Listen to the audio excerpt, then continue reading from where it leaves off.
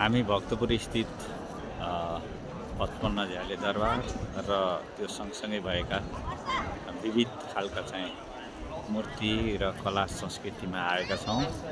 यहाँहरूले देखिराख्नु भएको छ राष्ट्रिय कला सङ्ग्रहालय छ। यसैगरी अरू मठ मन्दिरहरू चाहिँ छन्।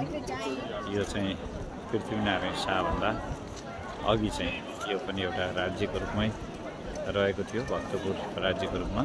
यसरी त्यस बेलाको तत्कालीन अवस्थाका राजाहरूले चाहिँ अब आफू बस्ने हिसाबले चाहिँ 55 झ्याले दरबार र अन्य आवश्यक दरबारहरू अनि राष्ट्रिय कला सङ्ग्रहालय लगायत विविध खालका चाहिँ मठ मन्दिरहरू चाहिँ निर्माण गरेका थिए।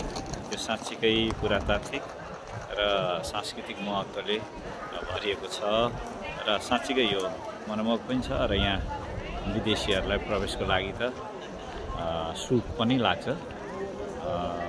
मैले बुझेसम्म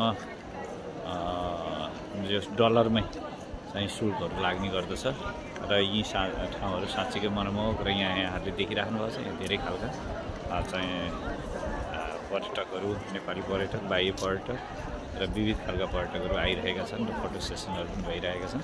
र साँच्चीकै यो ठाउँ मनमोहक ठाउँ छ र यो साँच्चीकै घुम्नुपर्ने ठाउँ अन्तर्गतै पर्दछ। हस्।